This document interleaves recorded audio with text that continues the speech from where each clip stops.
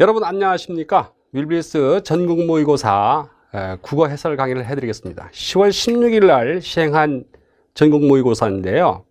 문제가 그렇게 까다롭지는 않았지만 성적이 썩 좋지는 않더라고요. 보니까 2021년도에 봤던 지방직 시험 문제하고 유사한 유형으로 문제를 좀 출제를 해봤습니다. 물론 다른 스타일도 같이 겸했는데요. 알고 있고 공부를 했는데도 불구하고 헷갈리죠, 여러분들. 자, 그 헷갈린 부분들을 어떻게 공략할 것이냐, 어떻게 정리를 할 것인지 이번 모의고사를 통해서 우리 확인해 보도록 하겠습니다. 자, 그러면 문제 들어가 볼까요? 1번 문제, 어떤 문제입니까? 한글 맞춤법 문제로 출제를 해봤어요. 밑줄 부분이 바르게 쓰이지 않은 것을 고르라고 하는 문제인데요. 웬만하거든, 웬만하다 할 때 왜라고 쓰는 경우가 있고요. when. 그 다음에 when이라고 쓰는 경우가 있잖아요. when은 why의 의미가 들어있어요. 왜. when은요, any의 의미가 들어있습니다. 웬 놈이냐? 웬걸? 이렇게 할 때도 이걸 쓰게 됐죠. 오늘은 왠지, 왜 그러한지, why의 의미가 들어있는 거죠. 그럴 때는 앞에 when 형태를 취하고 그 외의 것들은 when 형태를 취해야 됩니다. 웬만하다. 정확히 쓴 것이죠. 그 다음 정답은 몇 번일까요? 이거는 2번이 정답이죠. 어줍잖게라고 잘못 쓰는 경우 많습니다. 단어 중에 어줍다라는 단어가 있어요. 이 뜻으로, 동일한 뜻으로 뭘 쓰냐면 어줍잖다라고 사람들이 쓰고 있습니다.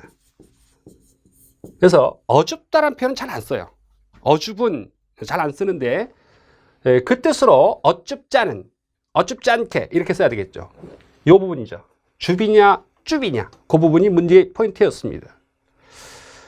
그 다음 밀어붙이다 할 때요, 우리가 붙이다라고 쓰는 경우와 붙이다라고 쓰는 경우가 나오잖아요. 이 두 가지 구분할 수 있는지를 물은 거죠. 붙이다는 어디에서 붙다의 사동 형태죠. 붙다를 사동화시키는 거예요. 붙게 하다. 붙다를 사동화시켜서 붙게 하다의 의미를 갖고 있고요. 그런 뜻이 아닌 경우들은 붙이다라고 쓰는 거죠. 그래서 밀어붙이다라고 하는 말이 붙게 하다의 의미인가 생각해서 그게 아닌 것 같은 느낌이 들어서 밀어붙이다, 위의 것으로 잘못 쓰는 경우들이 보입니다. 이건 시험 문제 나오지 않았지만 앞으로 나올 가능성이 있다 생각하셔서 메모를 해 두셔야 될 부분이겠습니다. 그 다음 4번은요. 위덧과 우덧. 이 정도는 여러분 다 알고 계신 거잖아요. 위덧은 반대 개념 위아래 구분이 있는 거니까 아래 옷이에요. 시옷 받침 빠져야 됩니다. 그 다음 우덧의 경우에는 외투를 뜻하는 말이잖아요. 그래서 그 반대 개념은 속옷이 된다. 이렇게 해서 1번 문제, 이게 정답률이 그래도 꽤 괜찮은 문제였던 것 같습니다. 첫 번째 문제였습니다. 자, 이제 2번으로 가볼까요? 조사의 셈이 옳은 것을 고르라는 문제입니다. 자, 이 형태에서는 한글 맞춤법에서도 실수하기 좋은 지점이 있죠. 옳은 거 고르라 했어요. 여러분 문제 보실 때마다 뭐 봐야 돼요? 옳은 건지 틀린 건지, 부정의 질문인지 긍정의 질문인지를 명확하게 처음에 체크를 해 두셔야 돼요. 2021년도 지방직 문제는 옳은 것 찾아라 이런 식의 문제가 많이 나와서 틀린 것과 옳은 것의 어떤 비중이 뒤집어진 형태의 문제가 나오기 때문에 항상 먼저 체크를 해 두셔야 돼요. 1번 보시면 얼굴을 보니 심술 꽤나 부르겠더구나. 뭐가 있죠? 꽤나라는 보조사가 있죠. 꽤나 보조사가 있어요. 심술 꽤나 부리겠구나. 꽤나라고 써야 될 자리였어요. 꽤나라고 쓰는 경우도 있지 않나요? 심술 띄었어야겠죠. 꽤. 심술을 꽤 부리겠더구나. 여기에 뭐 붙였죠? 나라는 보조사를 붙인 거죠. 꽤는 뭐죠? 부사죠. 어떻게? 꽤 예뻐요. 꽤 어때요? 이렇게 해서 꽤라는 부사. 어떻게 자리에 쓰이는 부사 꾀에다가 보조사 나가 붙은 거죠. 그래서 앞에 부분에 띄었었다면 말이 돼요. 근데 이게 조사 문제를 냈기 때문에 조사에는 꽤나는 없고 꽤나라는 보조사가 있다. 이것을 기억을 해둬야 될 문제였어요. 그 다음 3번을 먼저 볼까요? 드디어 오늘로써 늘 나오는 문제죠. 로서를 쓸 것이냐,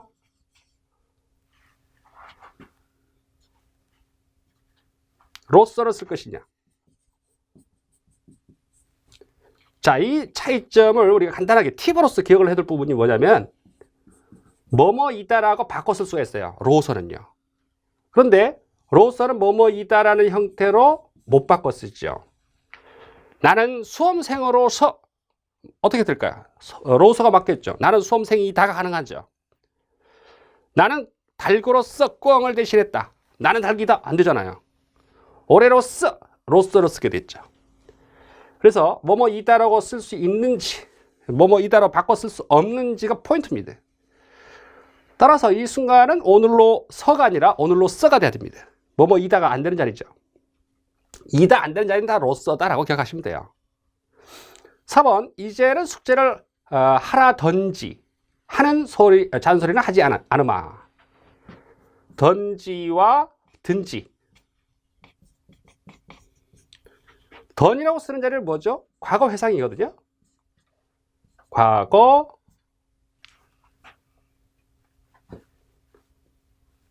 회상. 과거 회상 선언말럼이에요. 그래서 든 할 때는 선택 관련된 거잖아요. 선택. 이거 어떤 경우에 선택인가요? 숙제를 하라던지 그럼 과거 회상인가요? 이 순간은 든지가 맞겠죠. 숙제를 하라고 하든지 뭐뭐 하든지 하는 잔소리는 하지 않으마. 그래서 든지라고 써야 될 자리였죠. 자주 나오는 문제들이에요. 자주 나왔고 기본적인 것들인데 여러분들이 기본적인 것들에서 실수를 많이 합니다. 정확하게 구분하는 방법을 모르고 팁을 정확히 모르면요. 의미를 따져보려고 하다 시간 낭비하고 많이 걸려요. 이런 것들을 방지하려면 어떻게 하면 정확하게 알고 있어도 머릿속에서 이해는 하더라도 정확한 팁을 알고 있으면 문제가 빨리 풀릴 수 있다. 이걸 의식해야 되겠죠. 든지는 뭐 반대 개념. 뭐뭐 하든지 먹든지 말든지 가든지 말든지 이렇게 부정 개념과 같이 가는 개념이고 더는 과거를 떠올리는 거죠. 사랑했던, 얼마나 그를 사랑했던지. 정답은 몇 번이겠습니까? 많은. 2번이 정답이 되겠죠. 비가 옵니다마는 농사가 잘 되기는 틀렸습니다. 자, 이 부분을 정리해보면요. 많은을 쓸 자리는 만이라고 줄여 쓸 수가 있어요. 근데 뭐는 안 될까요? 만은이라고 쓰는 것은 안 됩니다. 그러면 만 쓸 자리는 어떤 것이다라고 암기를 합니까? 뭐뭐다. 하지만 삐리리하다. 이렇게 쓸 수 있는 자리가 만은이라고 쓰고 줄여서 만이라고 쓸 수 있다. 비가 옵니다. 하지만 이번 농사가 잘 되기는 틀렸습니다. 이렇게 쓸 수 있는 자리니까 만은 줄여서 만이라고 쓸 수 있다. 이렇게 체크하시면 되는 문제였어요. 이것도 기본적인 내용인데 실수하기 좋은 자리죠. 좋은 문제가 바로 이런 문제들이에요. 자, 그럼 3번 문제. 올해 2021년도 지방직 문제에서 정답이 없는 문제 있었죠. 출제하신 분이 그 어휘를 정확하게 인지를 못하고 엉뚱한 문제를 내서 모두가 다 맞는 정답으로 만들었던 그 문제를 약간 응용해 봤어요. 그런 소문이 났었죠. 여러분들 정리를 잘 하셨는지 체크를 하라는 문제인데요. 단어를 제시하고 그 단어의 뜻을 제시한 다음에 그 단어의 뜻을 설명한 것이 옳고 그른지를 체크하는 문제입니다. 나절, 하루 낮을 가리키는 말로 12시간 또는 6시간으로 볼 수 있습니다. 우리 대낮이라고 할 때도 낮이라고 우리가 보통 몇 시간 개념으로 본다면 24시간 개념으로 본다면 한낮, 한나절 이 개념이면 몇 시간이 되겠어요? 12시간 되겠죠. 그런데 우리가 한낮, 한나절이라고 말할 때는 어떤 개념이 들어있냐면 오전 9시부터 오후 3시까지 AM, PM 9시부터 오후 3시까지를 또 6시간 개념으로 한낮, 한나절을 써요. 예전부터 써왔던 습관인 거죠, 말하자면. 대낮에 대낮까지 잠자고 있냐 이렇게 할 때. 그래서 한낮을 12시간 보기도 하고 6시간 보기도 해요. 둘 다 가능한 거죠. 날포, 지난 시험 문제는 뭐 나왔을까요? 달포가 나왔죠. 한 달 남짓. 그 표현, 비슷한 표현으로 날포도 있습니다. 하루가 조금 넘는 동안을 뜻하는 말. 좀 헷갈렸던 부분이 3번 문제와 관련되는데요. 그저께, 엊그저께 이게 나왔었거든요. 엊그저께라고 할 때는 우리가 어제, 그저께, 엊그제 이렇게 줄였을 수도 있거든요. 근데 이 경우는요. 그저께를 뜻하는 말로만 쓰지 않고 엊그저께, 어제, 그저께, 그저께를 뜻하게 되면 확실하게 3일 전이잖아요. 근데 엊그저께라고 표현할 때는 바로 며칠 전의 의미가 들어있어요. 바로 며칠 전. 특정한 날을 가리키지 않죠. 야, 엊그제 만났었잖아. 이렇게 할 때. 바로 며칠 전에 이런 의미로도 사용됩니다. 그저께 뜻으로 쓰는 게 아니에요, 이거는. 어제 그저께를 줄인 개념이라고 생각해서 그저께와 같은 것이라고 착각할 수 있는 지점이기 때문에 이거 주의해 둡니다. 그 다음 4번은요. 한 해를 걸은 간격이라고 했어요. 해 걸음이 있고요. 또 뭐 있죠? 해거리가 있잖아요.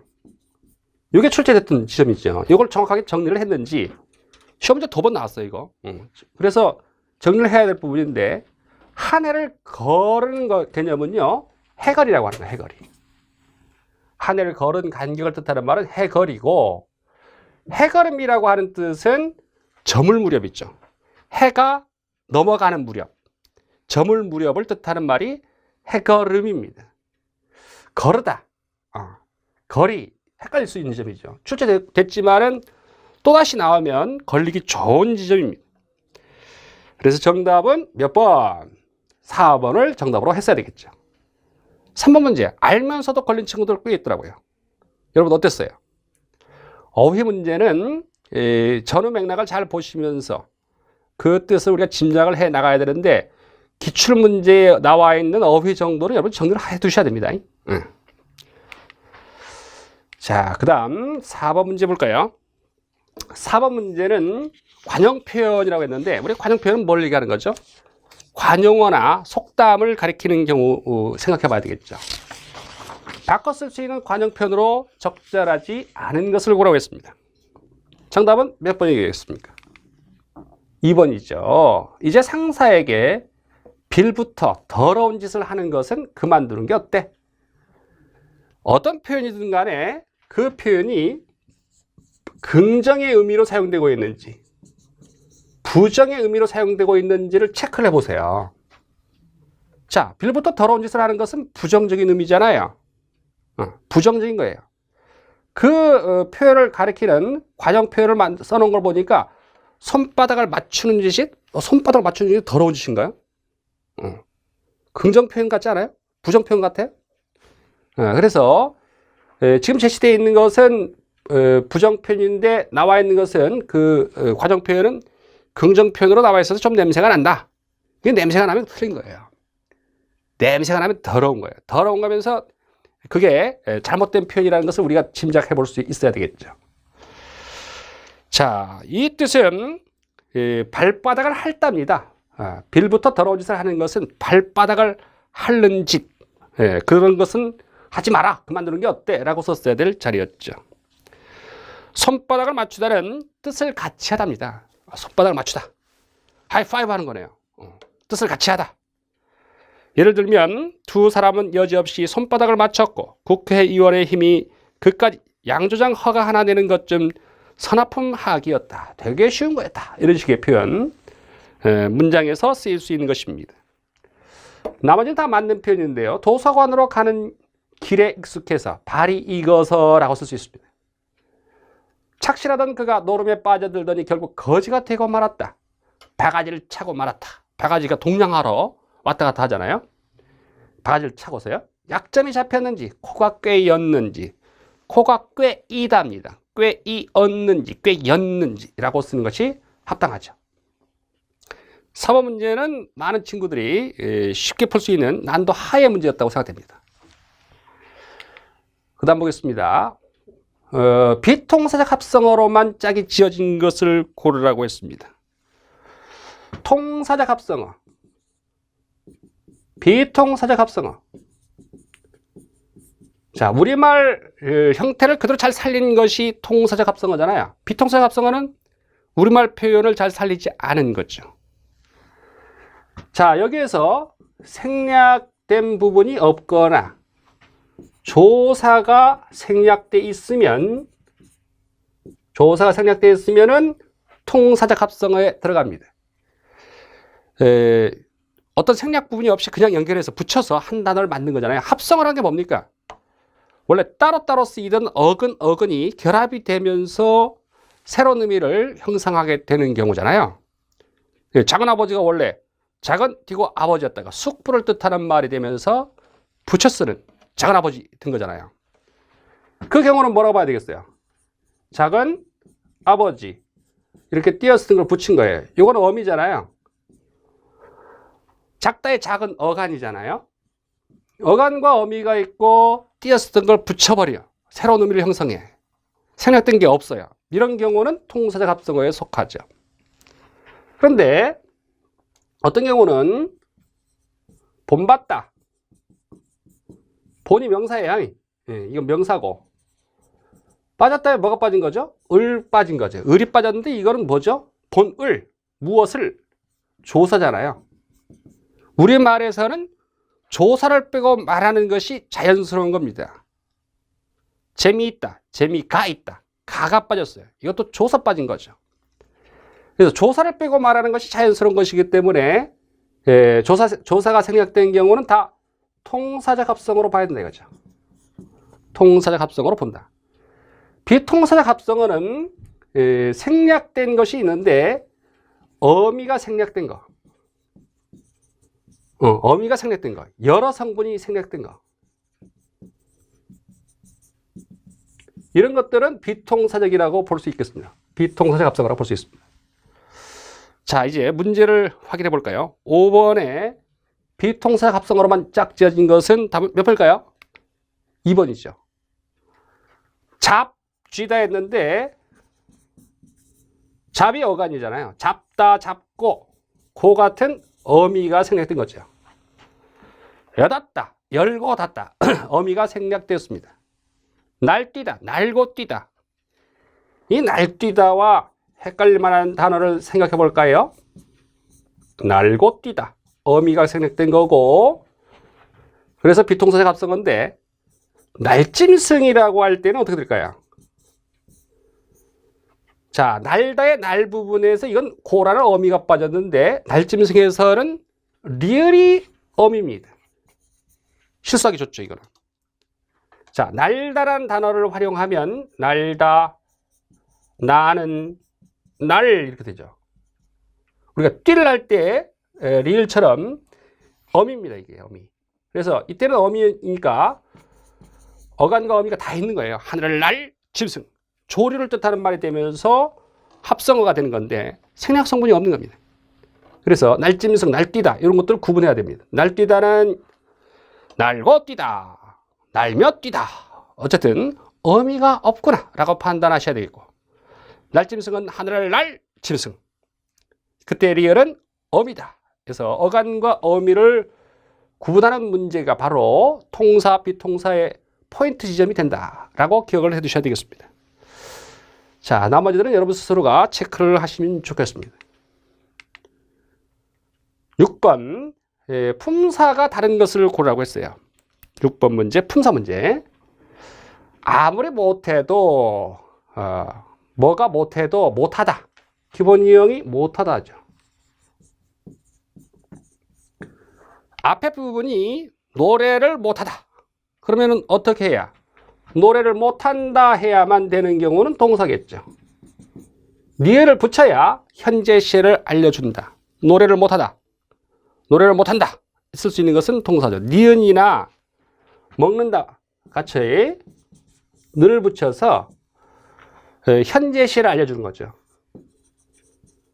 현재 시제, 현재를 알려주는데 니은이나 는이 필요해요. 그러면 뭐예요? 그건 동사입니다. 예쁘다, 그냥 써도 기본형을 써도 현재죠. 아름답다, 그냥 써도 현재죠.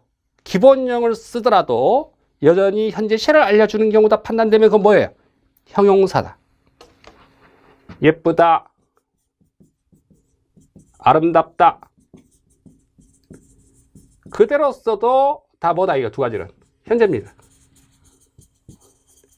이런 경우는 뭐라고요? 형용사.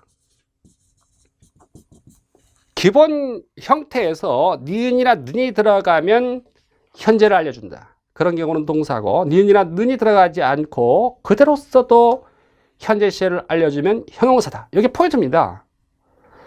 여기 하나 더 들어가요. 몇 번일까요? 4번이죠. 그녀는 입사 동기 중에 가장 잘났다. 잘나다. 잘나다의 사이에 뭐가 들어갔죠? 아시 들어간 꼴이잖아요. 아시나 어시 들어가면은 뭐가 되죠, 우리가? 과거시잖아요. 먹다, 먹었다.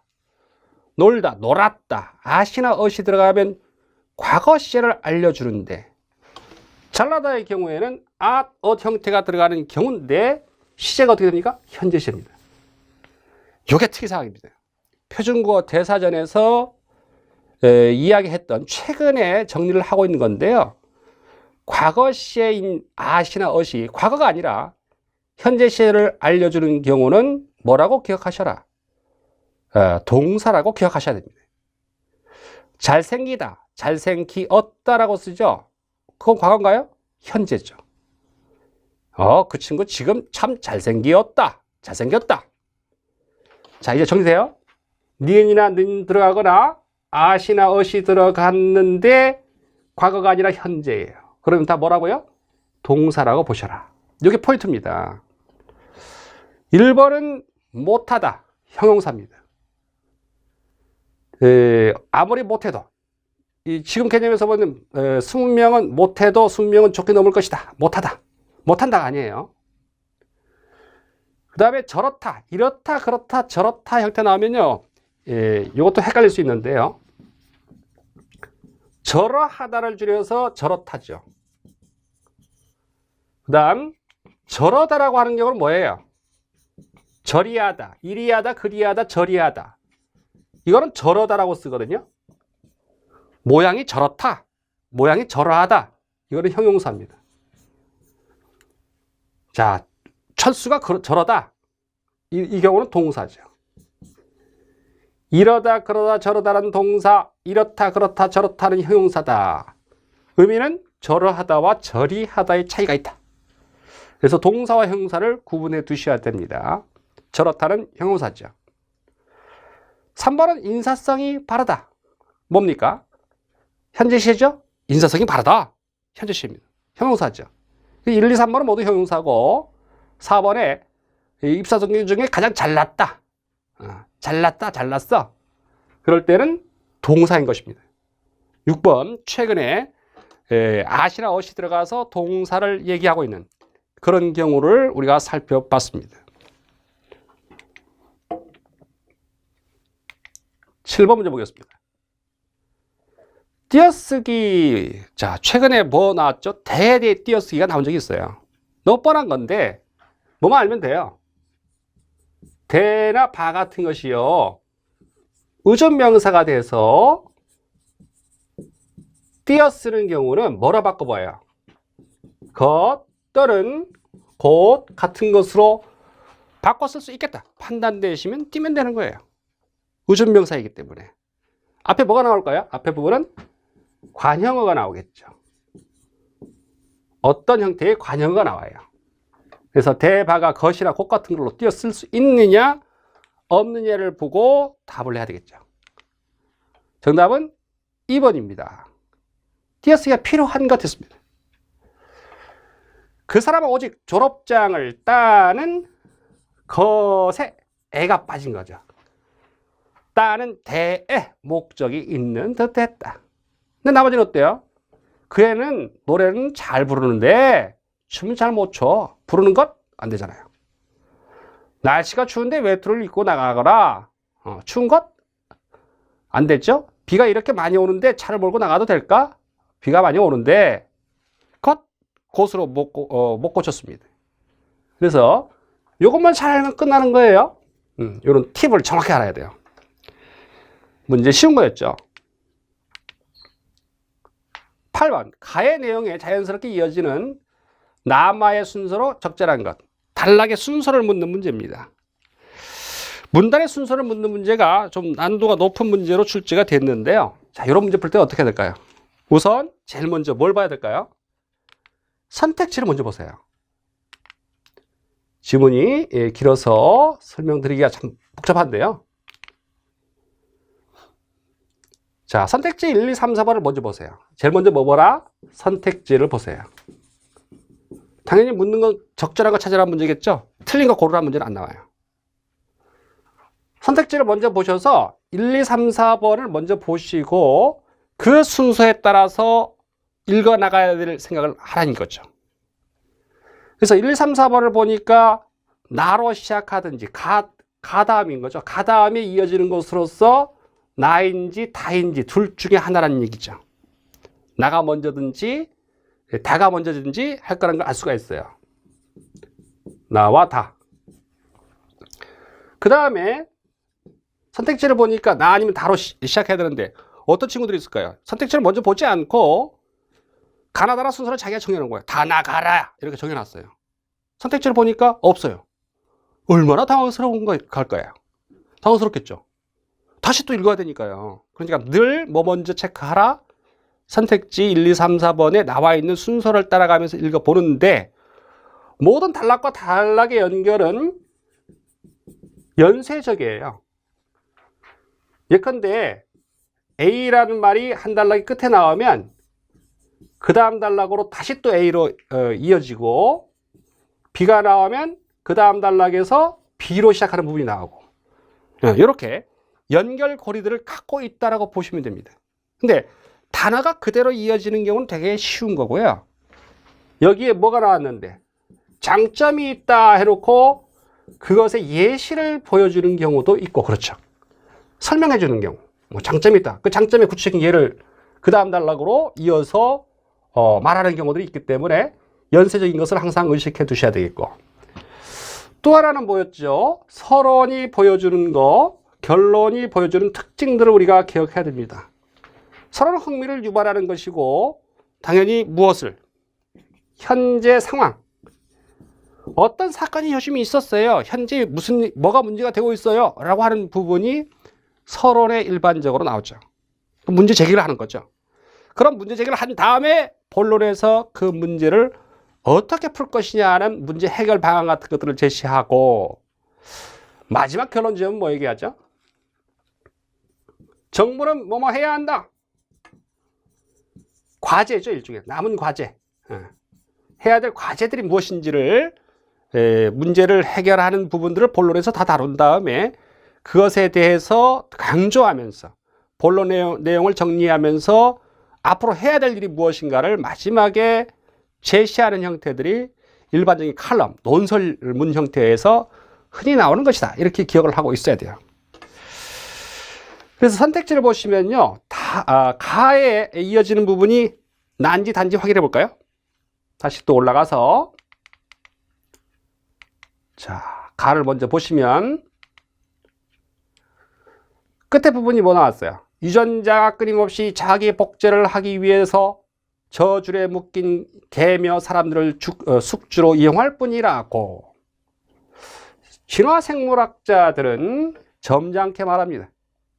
유전자가 끊임없이 자기 복제를 하기 위해서 저줄에 묶인 개며 사람들을 숙주로 이용한다. 이런 얘기였어요. 근데 나를 보면 저마다 제 살 길을 찾아가는 것을 존중하는 것. 이것이 정치적으로 보면 민주주의다. 이게 나로 바로 이어지는 게 자연스러운가요? 이상하죠. 딱 봐도. 그래서 다를 보겠습니다.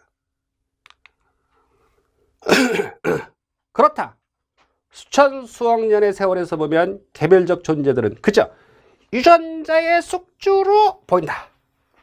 가 다음에 무엇으로 바로 이어진다는 걸 알 수 있습니까? 키워드가 되는 부분들이 바로 연결되고 있잖아요. 숙주에 대한 얘기가 가의 끝에 부분에 나왔어요. 그러면 당연히 다 다에 나와 있는 숙주에 대한 얘기가 이어지는 것이 자연스럽다는 것을 확인해 볼 수가 있습니다. 그래서 선택지를 다시 확인해 보니까 자, 어떻게 됐나요? 선택지에서 보니까 다로 시작하고 있는 것은 2번과 4번입니다. 다 다음에 마냐, 나냐의 문제가 포인트로 다가섭니다. 그래서 선택지에 나와 있는 것을 다, 제시문에 나와 있는 걸 다 읽지 않더라도 다 다음에 마가 확실하거나 다 다음에 나가 확실하면 게임은 끝나버리는 겁니다. 그래서 다의 끝에 부분을 볼까요? 끝부분, 처음과 끝부분을 잘 봐야 돼요. 자, 다의 끝에 부분을 보면은요. 해탈이나 구원도 밥을 먹어야 사는 인간의 존재적 한계 때문에 애당초 도달 불가능한 허상이라 여겨진다. 자, 불교에서 말하는 해탈이니 구원이 한 말이 있어요. 그래도 해탈을 추구한다, 구원을 원한다 하더라도 다 밥 먹어야 될 거 아니에요. 그게 인간의 존재적 한계다. 인간이라는 존재는 그것을 벗어날 수는 없다. 남의 목숨을 먹는 이가 어찌 성인 성부를 논할 것이냐. 이거 밥을 먹으려면은 남의 생명, 다른 생명을 갖다가 취해야 되니까. 그렇다면 불교에서 말하는 생명을 죽이지 마라 라고 하는 그런 상황인데 먹지 않고서는 자기가 생존이 안 되니까 성부를 부처가 될 수 있다는 것은 말이 안 되는 거 아니냐. 이런 얘기 한 거죠. 자, 이제는 다의 끝에 부분을 확인했어요. 그러면 나로 올라가 볼까요? 나로 올라가 봐요. 저마다 제 살 길을 찾아가는 것을 존중하는 것, 이것이 정치적으로 보면 민주주의다. 하지만 서로 함께 살아가야 하는 생존 조건에서 보면 다른 이들의 살 길 찾기도 허용하는 것, 곧 관용이 존재의 필수 요건이다 라고 얘기했습니다. 살아가야 하는 생존 조건에서 보면 다른 이들의 살 길도 찾기도 허용해야 된다. 자, 이런 얘기로 이어져서 다 다음에 나로 이어지는 게 자연스러운데 이게 쉽지가 않아요. 아주 깊이 있는 내용, 철학적인 내용들을 담아내는 경우는 쉽지 않은 겁니다. 근데 확실하게 뭐는 아니라는 느낌을 들 수 있냐면, 자, 다 다음에 마로 이어지는지를 확인해 볼까요? 마가 확실하냐. 1948년 5월 31일 제헌국회 제1차 회의에서 임시의장 이승만이 이렇게 개회사를 했다. 갑자기 이렇게 마로 이어지는 것은 부자연스러움을 알 수가 있죠.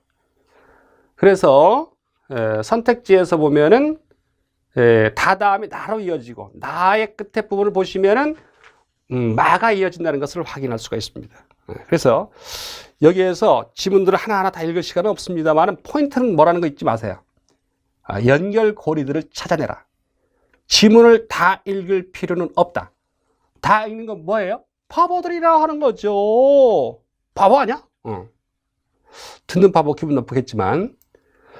자, 여러분들 다 읽었어요? 다 읽으셨으면 몇 분이나 걸렸을까요?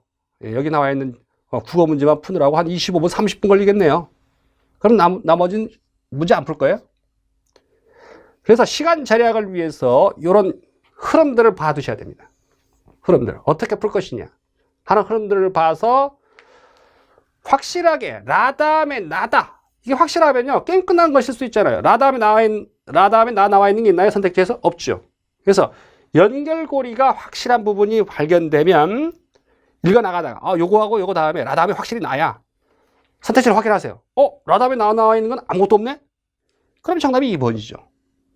다 읽으실 필요 있다 없다? 없다. 다 읽으면 뭐가 다? 바보다 이거예요.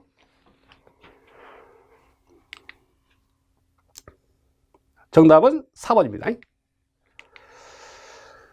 자, 그 다음 보기의 기억에 해당하지 않는 것 고라했습니다. 객체 높임은 뭐죠? 높임법 중에서 객체는 목적어, 부사어죠. 목적어, 부사어. 누구를이냐? 누구를? 누구께? 이건 뭘 대신한 말이에요? 누구에게 대신 쓰는 거예요? 누구를이나 누구께가 부사어가 되고 이런 부사어를 높이는 높임법을 객체 높임법이라 합니다. 어떻게 높이죠? 누구를이나 누구께를 높이기 위해서 동사를 특별한 동사를 써요.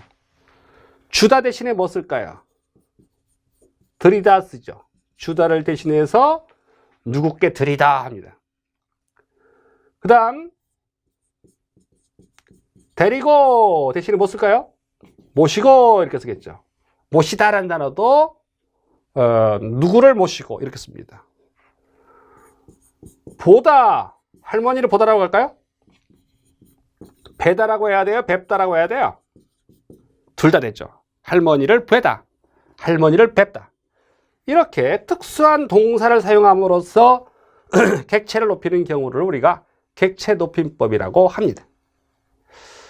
자, 기억에 해당하지 않는 것 A, B, C, D 중에 골라내라 라고 하는 문제를 낸 거죠. 정답은 몇 번이죠? 자, 정답은 보나마나 몇 번입니까? 4번이겠죠. 할머니께 드리다. 객체 높임이에요. 할머니를 뵙다. 객체 높임이죠. 할머니를 모시다. 이렇게 해서 누구께나 누구를 높이고 있는 객체 높임의 동사라는 걸 알 수가 있어요. 깨하고 헷갈려서 깨서 나오는 것도 실수할 수 있습니다. 할머니께서 편찮으셨나 보다 이렇게 했어요. 이거는 주어잖아요. 이거는 편찮으시다에서 뭐 들어갔죠? 시가 들어갔죠. 이 시를 뭐라고 합니까? 주체 높임 선어말 어미라고 하죠. 선어말 어미, 주체 높임 선어말 어미 실, 편찮다에다가 의시를 붙여서 편찮으시다 이렇게 씀으로써 주어를 높이는 거예요. 이건 주체 높임입니다. 그래서 9번 문제 해결할 수 있습니다. 문제 어때요? 최근에 국어 문제가 쉽다고 계속 여러분 생각하시는데요. 문제 풀 때는 사람마다 다 달라요. 어떤 친구는 쉬운데도 불구하고 실수합니다. 늘 95점, 100점 받던 친구예요. 남들은 다 95점, 100점 받는데 자기 혼자만 가서 85점, 90점 받아요. 그렇게 하나, 두 개 차이가 나면 합격에 문제가 있죠. 합격하기 쉽지가 않아요. 이게 실수를 줄이는 거고 알고 있는 것이라도 정확하게 체크하는 훈련 하지 않으면 안 된다는 겁니다. 이게 정말 중요한 얘기예요. 10번 다음에 나타난 아리스토텔레스의 견해에 대한 이해로 가장 적절한 것을 고르란 문제인데요. 난도 중요 문제로 체크를 했는데 지문 파악, 독해 문제인 거죠. 자, 이건 지문 읽어보시면 금방 파악할 수 있는 겁니다. 정답은 3번이죠. 본성적 운동의 주체는 본성을 실현할 능력을 갖고 있다. 적절한 걸 고르란 얘기니까요. 지문을 읽어보시면 충분히 파악할 수 있는 건데 독해 문제는요. 핵심, 이것도 마찬가지 뭐 먼저 봐야 돼요. 선택지를 먼저 보셔야 돼요. 개미의 본성적 운동, 자연물의 목적 실현, 본성적 운동의 주체, 낙엽의 운동, 키워드가 되는 거. 어떤 그 진술에서 키워드가 되는 그 부분들을 체크하고 그 다음에 지문에 나와 있는 것을 찾아야 되는 거죠. 그렇게 해서 옳은 것을 찾으려면 옳은 거 찾으면 되겠고 틀린 것을 고르라면 틀린 거 고르면 되는 거죠. 뭐 먼저 봐라? 선택지 먼저 보시면 이번 모의고사에서 선택지를 똑바로 봐라. 이것만 정확히 체크해서 이건 지문이 길지도 않아서 그리고서 천천히 읽어나가세요. 읽어나가시다가 키워드가 되는 본성적 운동의 주체 뭐 이런 얘기, 본성 이런 얘기 나오면은 체크하시면 되는 문제였죠. 자, 그 다음 11번 다음 작품에 대한 설명으로 가장 적절한 것을 고르라고 해서 고전 소설을 제시해 놓고 서술 기법을 묻는 문제를 내봤습니다. 여보, 아이 아버지 작년에 왔던 제비가 입에 무엇을 물고 와서 저토록 넘놀고 있으니 어서 나와 구경하오. 흥부가 나와보고 이상히 여기고 있으려니. 자, 박타령이죠. 우리가 흥보가라고 얘기하는 거죠. 선택지를 보겠습니다. 흥부전, 흥보가 가장 적절한 것을 고르라 했는데요. 정답은 1번이죠. 등장인물의 반복적 행위, 결과, 나열하고 있다. 그런 것을 통해서 극적 효과를 높인다 했습니다. 그 지문에 나와 있는 걸 확인하면 되겠죠. 반복되고 있는 게 있는지 볼까요? 자, 여보, 아이, 아버지 해놓고, 자, 이제 박을 타는 거죠? 그것을 울타리 밑에 털을 닦고 심었더니 2, 3일에 싹이 나고 해서 뭐가 나와요? 박이 나오겠죠. 그래서 박 속이 먹자하고 박을 따서 먹줄을 반듯하게 긋고서 흥보대회는 톱을 마주 잡고 켰다. 그러고 나서 계속해서 반복되는 게 뭐겠어요? 너무 올라갔네요. 그 다음에 나오는 것이 박 한 통을 또 따놓고 슬근슬근 톱질이다. 쓱싹 쿡학 또 한 통을 타서 그죠? 박 한 통을 또 타고 한 통을 따고 이렇게 해서 계속해서 박통을 갖다가 따는 행위들을 하고 거기에서 온갖 포물들이 나오고 있잖아요. 그럼 당연히 뭐겠어요? 반복되고 있는 것을 골라라. 반복적 행위와 관련된 거죠. 그리고 그 박을 따서 거기서 나오는 결과 그걸 계속 나열하고 있잖아요. 그러면서 극적 효과를 높이는 드라마틱한 효과를 높여주고 있는 거죠. 나머지 다 틀린 겁니다. 서술자를 작중인물로 설정해 사건의 현장감을 조성한다. 이거 뭐예요? 1인칭 시점 얘기하는 거예요. 1인칭 시점. 곧 나죠. 나가 작품에 등장한다는 얘기거든요. 현대적인 감각에서 1인칭 주인공이든 1인칭 관찰자든 나가 주인공으로 등장한다는 얘기니까 말도 안 돼요. 이거는 나가 없거든요. 전기적 요소를 활용하여 요 기자가 기할 기자입니다. 기할 기. 전기적 요소를 활용하여 주인공의 영성을 부각한다. 그러면 어떤 게 전기적인 것인가요? 귀신과 사랑하고 신선 얘기하고 저승가고 용궁가고 뭐 이런 거, 이런 비현실적인 요소. 박 속에서 뭐가 나오고 있는 보물단지 나오고 막 온갖 보물들이 다 나오고 그래요. 그거는 대단히 전기적인 거 아닌가요? 그러나 포인트는 뭐죠? 주인공의 영성을 부각한다. 이건 아니네요. 누구 흥부의 영적인 면모를 부각하나요? 그건 아닙니다. 그래서 뒷부분이 명확하게 틀린 것을 알려주고요. 꿈과 현실을 교차 서술하여 이런 것들은 구운몽 같은 거죠. 구운몽 같은 김만중의 구운몽 같은 작품은 이 현실 속에서 성진이었던 친구가 꿈속에서 양소유로 태어나서 파란만장한 삶을 살고 다시 또 성진 행자로 돌아오는 과정, 이런 게 꿈과 현실의 어떤 이중 구조라고 표현하기도 하고 이렇게 하는 거죠. 그런 얘기는 아닙니다. 역시 그래서 11번 문제는 난도가 한 중의 문제인데 선택지에 나와 있는 말들의 의미를 명확하게 몰랐을 때 우리가 헷갈리는 거니까 여러분 문학 부분에서든 비문학 부분에서도 마찬가지인데 선택지에 나와 있는 언어들, 그런 표현들, 그 표현들이 어떤 의미를 갖고 있지? 그걸 항상 의식하셔야 돼요. 답만 맞았다고 중요한 게 아니에요. 사람이라는 게 심리가 어떤 게 있냐면 수험생들의 심리가 내가 모르는 게 나왔어요. 답은 맞췄어요. 그럼 어떻게 될까요? 그냥 지나가야 돼. 머리 아파요. 머리 아파. 많이 아파. 머리 아프다고. 그걸 그냥 지나가면 다음에 또 나오면 또 걸릴 수 있습니다. 잘못될 수 있습니다. 그래서 선택지에 나와 있는 1, 2, 3, 4번 선택지에 나와 있는 표현들에서 조금이라도 내가 모르는 어휘가 있고 의미가 잘 안 다가선다. 그러면 오대학한테 전화하세요. 문자 보내세요. 전화번호 뭐냐고요? 여기 써드릴까? 문자 보내세요. 카톡으로. 저는 율비스 강의 듣고 누군데요? 이거 뭐예요? 이상해요? 이런 거 있으면 꼭 연락해 보세요. 자, 중요한 거는 여러분들이 잘 이해 안 되고 한 것들을 머리 아프다고 지나가지 말라는 거예요. 나중에 와서는 그게 바로 문제가 되니까. 자, 그 다음 12번 문제로 가볼까요? 다음에 밑줄 그은 시어의 의미로 옳지 않은 것을 원했는데 12번 문제는 난도가 하였기 때문에 그랬는지 시어의 의미는 전후 문맥을 보는 거예요. 단어의 그 시어가 어떤 의미를 갖고 있느냐, 전후 맥락을 보시면은 그 뜻이 우리가 보이는 부분이 있겠죠. 자, 기억. 자, 여기에서 정답을 먼저 체크해 볼까요? 3번입니다. 옳지 않은 거 고라 했는데요. 디귿 지점을 하루의 일과를 되돌아보는 시간이다 했는데 그것만 확인해 볼까요? 디귿만. 뼈에 저리도록 생활은 슬퍼도 좋다. 저문 들길에 서서 푸른 별을 바라보자. 자, 저문 들길의 의미는 뭘까요? 그 다음에 나오잖아요. 푸른 별을 바라보는 시간인 겁니다. 푸른 별을 바라보는 시간.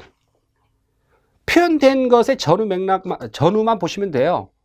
혼자 상상하지 마세요. 밑줄 그어진 부분들을 가지고 상상하고 망상에 사로잡혀서 엉뚱한 소리를 하는 친구들 많거든요. 이렇게 나왔잖아요. 화자는 뭐 하고 있죠? 저문 들길에 서서 푸른 별을 바라보고 있는 시간입니다. 자, 시간적으로 저물어 가는 시간인데 어디 있죠? 공간적으로 들길에 있어요. 그곳에서 화자가 하는 행위가 뭡니까? 푸른 별을 바라보고 있는 겁니다. 바라보자라고 청유형 문장으로 썼네요.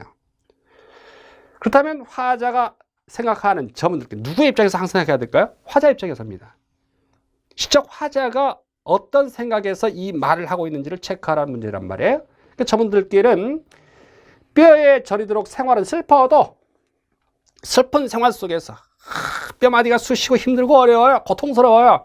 그런 현실 속에서도 무엇을? 푸른 별을 바라보자. 희망을 갖자는 거죠. 그럴 수 있는 공간, 시간이 바로 저문 들길인 것이죠. 나와 있는 그대로입니다. 네, 선택지에 나와 있는 설명은 뭐라 돼 있죠? 하루의 일과를 되돌아보는 시간이다 했습니다. 하루의 일과를 되돌아보는 것일까요? 나와 있는 그대로 보니까 푸른 별을 바라보는 시간이고 현실의 삶이 고통스러워도 푸른 별을 바라보는 시간이다. 이렇게 해서 나와 있는 건데 혼자 앉아서 상상하니까 그럴듯해 보이거든요. 저물어 가는 그때쯤 되면 반성할 수 있지? 상상하지 마세요. 당신의 상상은 필요 없어요. 이해했죠? 그래서 정답이 12번의 3번입니다. 해설지는 그렇게 써놨습니다. 어둠과 절망의 이미지로 시적 화자가 처해 있는 암울한 현실 상황을 상징하고 있으면서 거기다 덧붙인다면 희망과 꿈을 가져보는 어떤 시간이요 공간입니다. 그렇게 봐야 되겠습니다. 역사적인 개념과 관련시켜본다면요. 역사적 현실과 관련지어 본다면 그렇게 설명해 볼 수가 있습니다. 하루의 일과하고 거리가 멉니다. 자, 다음 문제 보겠습니다. 13번. 고쳐쓰기 위한 생각으로 적절하지 않은 것은? 이런 문제는 뭐라고 하죠? 퇴거 문제죠. 쓰기 문제죠. 비문학적인 요소에서 쓰기와 관련된 문제를 다루고 있습니다. 퇴거. 자, 선택지 1, 2, 3, 4번을 먼저 보시면 정답은 몇 번이냐면 4번입니다. 리얼은 통일성을 고려하여 다음 단락이 첫 문장으로 옮긴다. 자, 하나의 단락에서 통일성이라고 하는 것들은 곧 뭐의 문제입니까? 주제문과 뒷받침 문장 얘기예요. 주제문이 A, B, C 얘기했어요. 그러면 뒷받침도 A-, B-, C- 얘기하는 거예요. 여기다 새로운 내용 D를 쓰잖아요. 그럼 잘못된 거예요. 뭔가 빼먹었잖아요. 그것도 잘못된 거예요. 말하고자 하는, 주장하고자 하는 바, 말하고자 하는 바를 일종의 토픽 센텐스, 주제문이라 볼 수 있어요. 토픽이 맞아요. 토픽 아니에요. 토픽 센텐스고요. 그 토픽 센텐스를 서포팅 센텐스, 뒷받침해 주는 것이 바로 뒷받침 문장들인데 새로운 내용을 덧붙여도 안 되고 그 다음 뒷받침해 주는 내용이 빠져도 안 된다. 그게 바로 하나의 패러그래프, 단락이다 이거죠. 문단이죠. 단락이랑 문단이랑 같은 말이에요. 패러그래프. 그래서 통일성을 갖춰야 된다. 그러면 지금 설명하고 있는 다음 단락이 첫 문장으로 하라는 얘기는 새로운 내용이니까 그 다음 단락으로 해라. 여기 한 단락이라면 그 다음 단락으로 제시를 해라는 얘기거든요. 그래서 리얼 지점이 새로운 내용을 담아내야 될 내용인지를 확인해야 될 부분입니다. 숲 해설가가 되려면 숲과 동식물을 사랑하고 아끼는 마음을 지녀야 한다라고 강조했다. 그래서 숲 해설가의 자격을 갖추려면 숲 해설가 교육을 받아야 한다고 알려주었다. 숲을 체험할 때 방문객들이 버리고 간 쓰레기가 많아 눈살을 찌푸려야 했다. 숲 해설가는 참 매력적인. 리얼 지점 뭐라고 봐야 될까요? 얼토당토하는 얘기를 하고 있잖아요. 새로운 단락, 숲을 체험할 때 이런 얘기인가요? 하여간 요 단락에서 숲 해설가가 어떻다라고 하는 부분의 내용에 리얼 지점이 들어가서는 안 된다는 걸 알 수가 있습니다. 그래서 새로운 단락을 구성해야 맞을지 한번 따져봐야 되겠죠. 근데 그 다음 내용이 바로 그런 내용입니까? 그 다음 내용이 바로 그 내용이 아니기 때문에 4번은 우리가 뭐라고 볼 수 있을까요? 아예 삭제하는 것이 자연스럽습니다.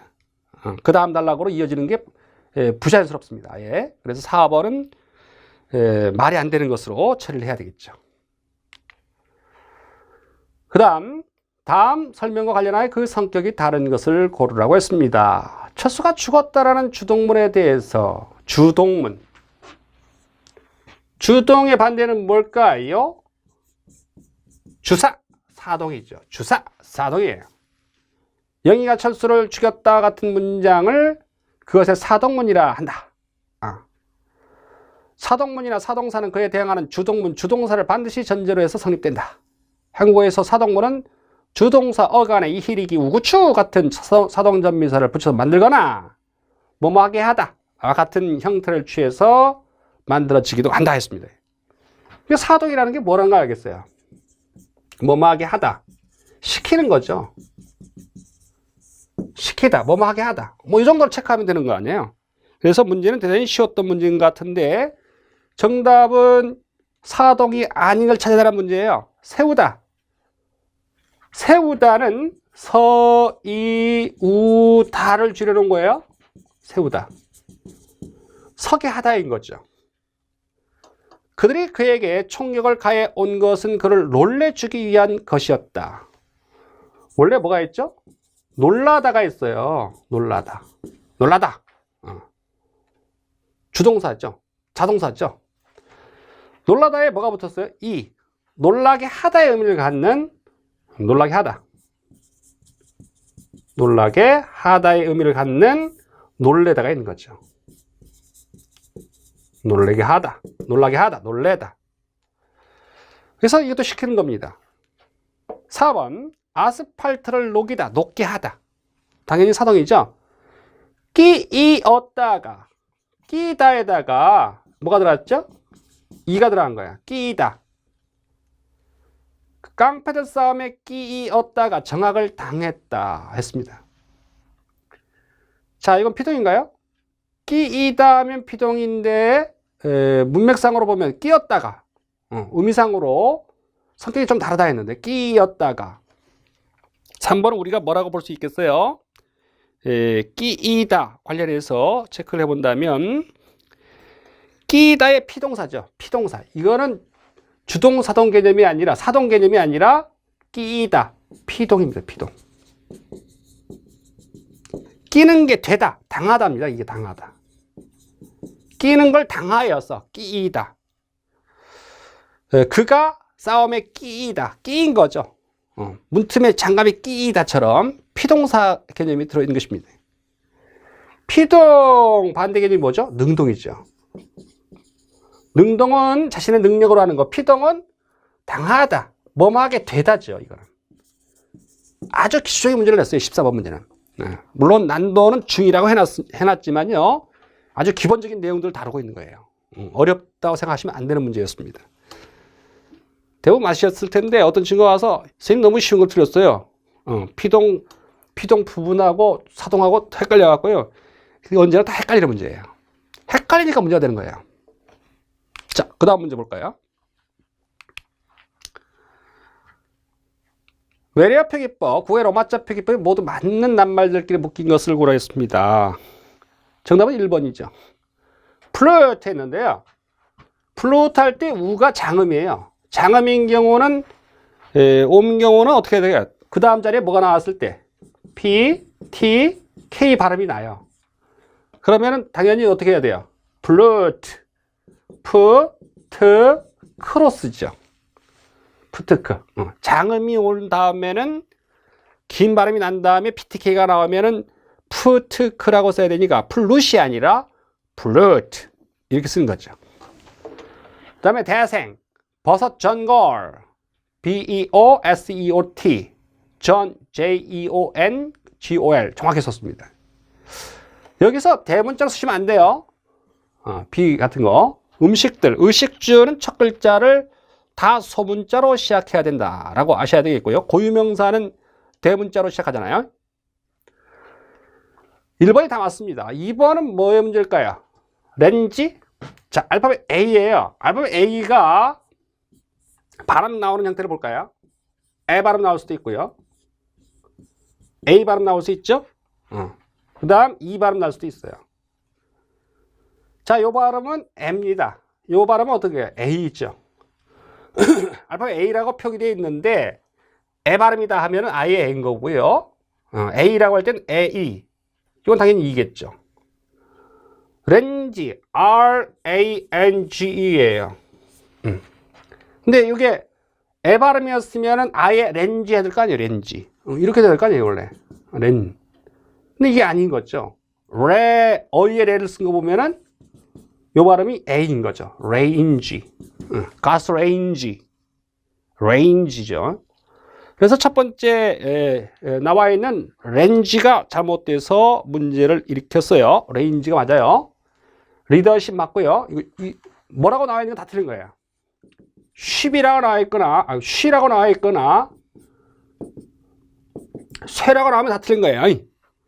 잉글리 쉬라고 써야 돼. 쉬라고 쓰면 틀린 거예요. 쉬나 쇠가 나왔다. 그럼 다 틀렸다. 외래어 표기법에서 그렇게 기억을 해두시면 돼요. 차전놀이, 차전놀리 했는데요. LI가 아니지, 이거는. 요 발음이 어떻게 되니까? 놀이라고 되니까 요거는 R인 거죠. 요 지점이 L이 아니라 RI 형태를 취했어야 된다는 걸 알 수가 있습니다. 브러쉬. 잘 썼죠? 쉬 쓰면 안 되는 거죠? 자, 이건 어때요? 레크리에이션이에요. 이게 에이션. 이 부분이 틀렸죠? 레크리에이션이 맞습니다. 부석사 무량 수전. 맞고요. 가디건 아니고요. 카디건이 맞아요. 카디건. 넌센스 없고 난센스예요. 이 부분이 걸렸네요. 난센스. 대관령. 정확히 썼습니다. 자, 이렇게 해서 하나, 두 개 가지고 잘못을 범한 경우들을 쭉 봤습니다. 그러니까 외래어 표기법이나 구어의 로마자 표기법은 철자 하나 때문에 맞고 틀리기 때문에 정신 차려야 돼요. 여러분들. 정신 차리셔야 돼요. 실수했어요. 그게 시험장에도 똑같이 범할 수 있단 말이에요. 알면서 틀렸어요. 이런 말 하지 마세요. 그건 바보 같은 짓입니다. 모의고사 늘 이 말 기억하세요. 실전은 어떻게 해야 돼요? 연습처럼 합니다. 연습은 어떻게 해야 돼요? 실전처럼 해야 됩니다. 따라해보세요. 연습은 실전처럼. 따라 한 사람 할게요. 연습은 실전처럼. 실전은 연습처럼 합니다. 평상시 연습이 안 되어 있는데, 훈련이 안 되는, 트레이닝이 안 되어 있는데, 현장에 가서 어떻게 좋은 성적 받겠습니까? 그래서 실수를 범했다. 이거 현장에 가서 또 그럴 수 있다 생각하란 말이에요. 그래서 늘 모의고사 보고 훈련할 때는 실전처럼 하세요. 그래서 실전의 과정, 그 연습의 과정에서 어떤 걸 개선해야 될 것인지 모의고사 보고 나서 쫙 내 자신의 어떤 모습을 잘 살펴보시고 반성하시고 다음에 어떻게 풀어야 된다. 이걸 잘하는 사람이 고득점으로 합격을 합니다. 그걸 잘 하지 않으면요. 나중엔 실전에서 문제를 일으킵니다. 여러분들 주의하셔야 됩니다. 여러분 잘 하실 거라 봅니다. 정답은 1번이었습니다. 16번 관형절의 성격이 다른 하나라고 했습니다. 관형절은 어떤 관형절이 있다? 관형어 자리가 절을 이뤘다는 거잖아요. 절은 주하고 서술어가 들어있는 게 절이잖아요. 예. 그러니까 문장이 있고 A라는 문장이 있고 B라는 문장이 들어있잖아요. 그 절 중에는 명사절, 부사절, 관형절, 서술절, 그 다음에 인용절까지 5가지 있잖아요. 이 절 중에 관형절은 동격관형절, 그 다음 관계관형절, 이거 출제됐어요. 동격이냐 관계냐. 동격관형절은 어떤 무엇이라고 수식을 했는데 생략 성분이 없는 거예요. 관계관형절은 딱 수식했는데 생략 성분이 있는 거예요. 피수식어를 관계관형절 안에는 집어넣으면 말이 되는 거죠. 26번의 정답은 1번입니다. 김 부장이 내일 미국으로 떠날. 자, 이 부분하고 계획하고 동격이란 얘기죠. 계획을 집어넣을 수 있나요? 못 집어넣어요. 김 부장이 내일 미국으로 떠나다 라고 하는 부분에다가 계획을 집어넣지 못해요. 그 계획의 내용이 요건 거죠. 그래서 이퀄이에요. 2번, 백두산에서 호랑이를 잡은 사람 했어요. 이 사람을 집어넣을 수 있나요? 사람이 백두산에서 호랑이를 잡답니다. 집어넣을 수 있는 관계관형절입니다. 저희들은 손님들이 좋아하는 음식 집어넣을 수 있나요? 사람들이 음식을 좋아하다.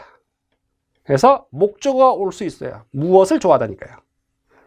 우리가 호텔에 머물렀다. 집어넣을 수 있습니다. 피수식어를 관형절 안에 집어넣을 수 있을 때 그것은 무슨 관형절? 관계관형절. 집어넣지 못하겠다. 동격관형절. 이렇게 구분하셔야 답이 나옵니다. 자, 그렇게 해서 16번의 정답은 1번이요. 17번. 자, 바르게 쓰인 것 됐어요. 채, 요 형태를 구분할 수 있느냐. 그렇지. 앉은 채로 할 때는 뭘 써야 될까요? 아예 채죠. 아예 채. 앉은 채. 똑똑한 척 자리는 뭐라고 쓰는 거야? 어이의 채를 쓰는 거죠. 뒷집을 진 채. 이것도 아예 채를 써야 되겠죠. 아예 채입니다. 아예 채. 바르게 쓰인 걸 고라야 했어요. 그럼 1번은 맞네요. 그릇째, 통째 할 때는 째를 써야 되겠죠. 17번 난도 합니다. 이 별거 아닌 문제에서 걸리지 않도록 주의해야 돼. 척채, 어의 채. 그 다음에 18번 문제. 서술 시점과 유사한 형태를 띠고 있는 걸 고라 했어요. 시점. 나가 존재하죠. 나는 아무렇지도 않은 편이었다. 여러 날 겹치는 피로와 긴장 때문에 얼굴 모양들이 모두 말이 아니었다. 아버지는 부왕이 든 사람처럼 얼굴이 누렇게 또 부석부석했고. 자, 나라는 인물이 등장하니까 무슨 시점이에요? 1인칭 시점이죠? 1인칭 시점이에요. 그러면서 쭉 보시다 보면요. 아버지에 대한 얘기, 어머니에 대한 얘기 뭐 하고 있을까요? 관찰하고 있습니다. 나라는 인물이 서술자인데 서술자로서 나라는 인물은 무엇을 하고 있어요? 관찰한 내용을 담아내고 있습니다. 1인칭 관찰자 시점이 윤은길의 장마죠. 윤은길의 장마. 자, 윤은길의 장마를 보여줬어요. 그래서 6.25 전쟁 때 벌어졌던 얘기들을 하고 있는 거죠. 자, 1인칭 관찰자 시점인 것을 골라야 되는 문제예요.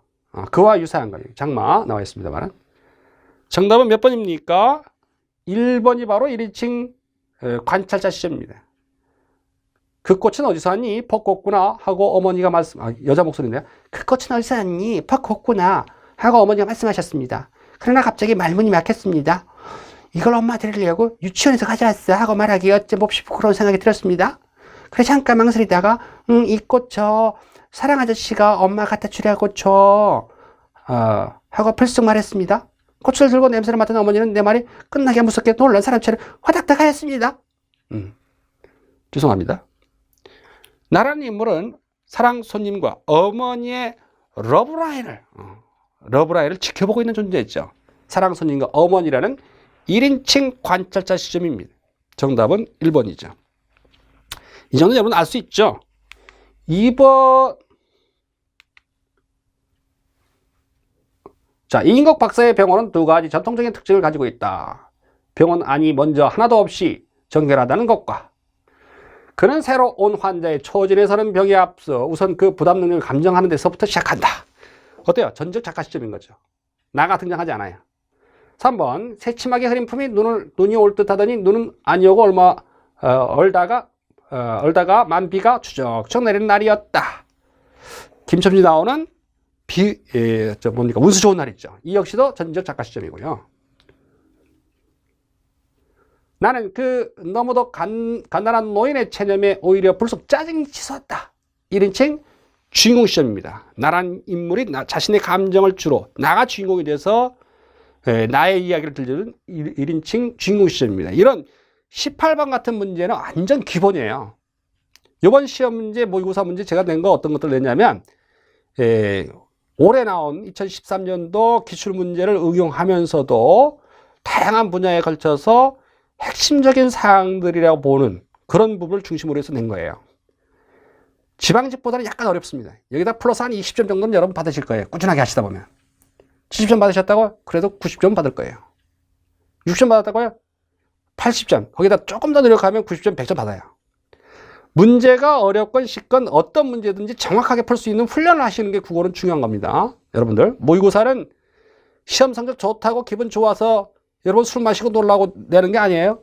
틀렸던 거, 실수한 거 이런 것들을 반복해서 연습하라고 모의고사를 보고 그러는 거예요. 점수 안 나오니까 기분 나빠요? 합격하는 게 중요한 거 아니에요? 시험장에 들어가서 이 문제 나와서 만약 틀렸으면 어떻게 되겠어요? 눈물 나잖아요. 그렇게 생각하세요. 다행이야. 실제 시험이 아니라 모의고사여서 다행이야. 아이고 고마워라. 난 틀렸는데 다음에 안 틀리면 되겠지? 이런 마음 자세를 가진 친구들만 합격합니다. 여러분들. 여러분 그런 자세를 가지실 수 있죠? 합격해야 되니까요. 자, 두 문제 남았습니다. 19번 맞았어요. 한자가 옳은 것. 한자 문제 어떻게 풉니까? 우선요, 우리말의 어떤 어휘력을 잘 많이 갖고 있는 친구들, 어휘력이 높은 친구들이 아무래도 한자 문제도 좋아요. 그래서 그 말이 갖고 있는 어떤 의미를 우리가 짐작을 해봐야 되겠죠. 고향에서 나는 당분간 칩거를 각오했다. 자, 옳은 거 고라 했는데요. 칩거. 칩이라고 발음 나오는 자리는 뭘까요? 이게 잡을 집자예요. 우리 채집하다 할 때 쓰는 집이거든요.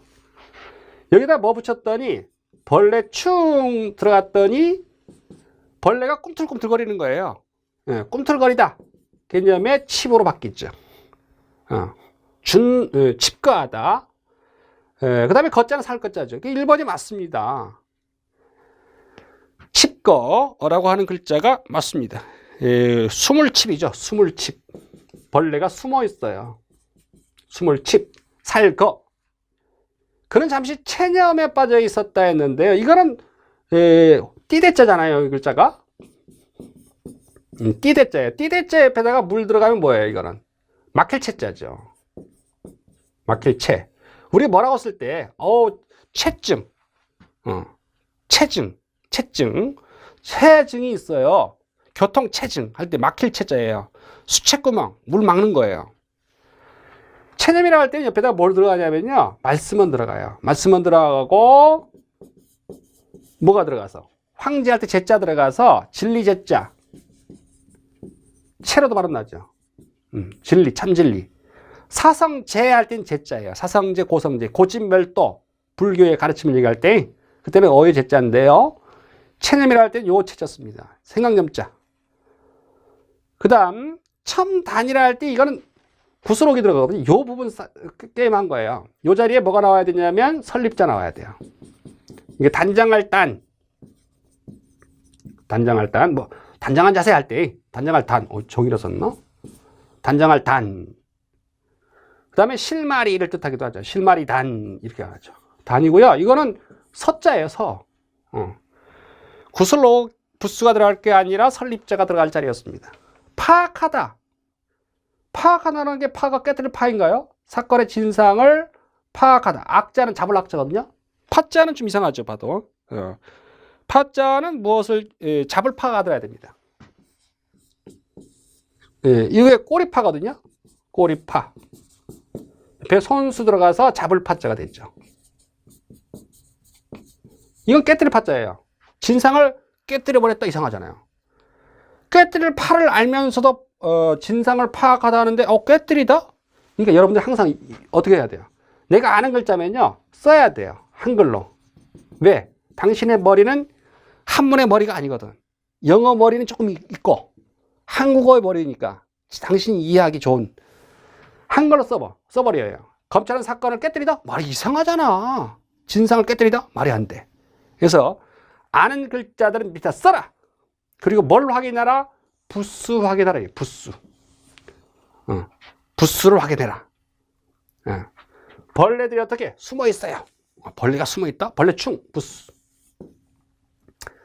자, 19번. 급하게 제가 막 써서 글씨가 좀 엉망인 부분이 없잖아요. 잘 보이죠, 그래도? 마지막 문제를 보도록 하겠습니다. 20번 문제. 내용의 일치 문제를 따르고 있습니다. 이거 뭐 지문이 난도 중의 문제라고 제가 써놨는데요. 일치하지 않는 것. 이거는 선택지를 먼저 보시면요. 답이 그대로 보이기도 해요, 사실은. 2번 보시면 전기 소설에서는 현실 세계의 논리가 사건 전개에 중요하게 적용했다. 아까 전기소설. 아까 뭐였죠? 기이할 기자. 비현실적인 요소. 그걸 다루고 있는 게 전기소설이거든요. 그래서 기본만 알고 있으면 현실적이지 않은 얘기예요. 응? 비현실적인 내용이에요. 지금 볼까요, 살짝? 전기소설. 빨리 안 나오나? 기이성. 이거 나왔잖아요. 기이성. 한자 뭐라고 썼죠? 요게 기이할 기. 기이할 기.